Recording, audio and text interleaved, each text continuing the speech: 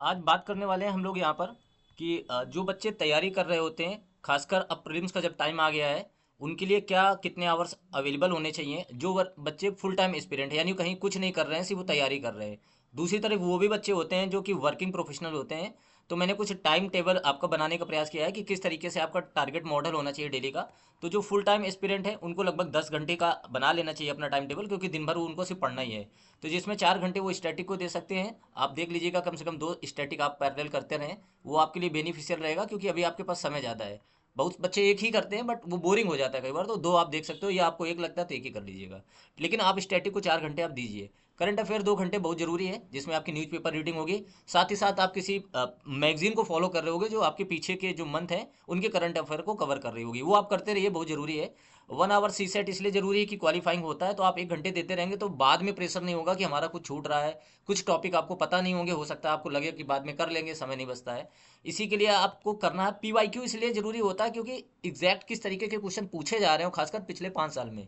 तो वो ट्रेंड समझने के लिए जो भी आप स्टैटिक पढ़ रहे हो या सी सेट पढ़ रहे हो, करंट अफेयर पढ़ रहे हो, उसमें से पीवाईक्यूज अगर कुछ बने तो आप जरूर करते रहिए। एमसीक्यू प्रैक्टिस भी कर सकते हो सिमिलर पैटर्न के, जिससे आपको कॉन्फिडेंस बनता रहे कि आप जो पढ़ रहे हो वो एग्जाम में कर पाते हो कि नहीं कर पाते हो, या कैसे क्वेश्चंस बनते हैं कि आप सही बात को समझ पा रहे हो। वो एनालिसिस बहुत जरूरी है, क्योंकि जो भी पढ़ रहे हो वो एग्जाम से रिलेटेड होना बहुत ही रिक्वायर्ड होता है।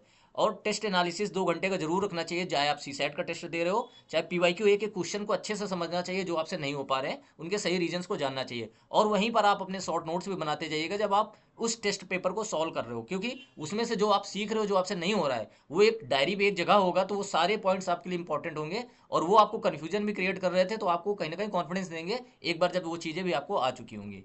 वर्किंग एक्सपीरियंस के लिए थोड़े चैलेंजिंग होते हैं, क्योंकि उनके पास टाइम के चैलेंजेस रहते हैं। तो आप 2 घंटे का स्टैटिक अभी लेकर चल सकते हो, कोई प्रॉब्लम नहीं होगी, क्योंकि आपके पास दूसरा कोई ऑप्शन है भी नहीं।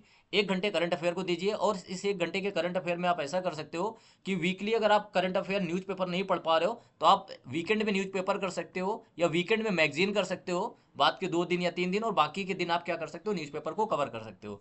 सी सेट के लिए आपको 1 घंटे में ही पीवाईक्यू और सी सेट करना है, तो आप बैलेंस देख लीजिए। या तो आप 3 दिन आप सी सेट को कर दीजिए, 3 दिन आप पीवाईक्यू कर दीजिए, या आप अपने हिसाब से देख लीजिए जिसमें आप सुटेबल फील करते हो, लेकिन 1 घंटा इन दोनों में से किसी आपको देना है। जनरली बच्चे दोनों को देंगे तो फिर वो टाइम नहीं बढ़ पाएगा, तो आप 3 दिन सी सेट को दे दीजिए, 3 दिन पीवाईक्यू के दीजिए। और जब वीकेंड आपका आता है जिसमें आपकी हॉलीडे रहती है, तो एक फुल टेस्ट लगाइए, चाहे वो जीएस का हो चाहे वो सी सेट का हो, और कम से कम 6 आवर मिनिमम आपके होने चाहिए। जो वीक में आपने पढ़ा है उसको आप रिवाइज कर लो, तो ये आपके लिए कहीं ना कहीं ईजी रहेगा, और आपका जो सिलेबस है वो कवर हो जाएगा। ये अगर आप 1 दिसंबर से लेकर 1 मई के बीच में कवर करते हो, तो इस टाइम टेबल को आप अच्छे से करिए, और आपका काफ़ी कुछ सिलेबस वहाँ पर कवर हो जाएगा। चलिए ठीक है, बस आज टाइम टेबल की बात करनी थी।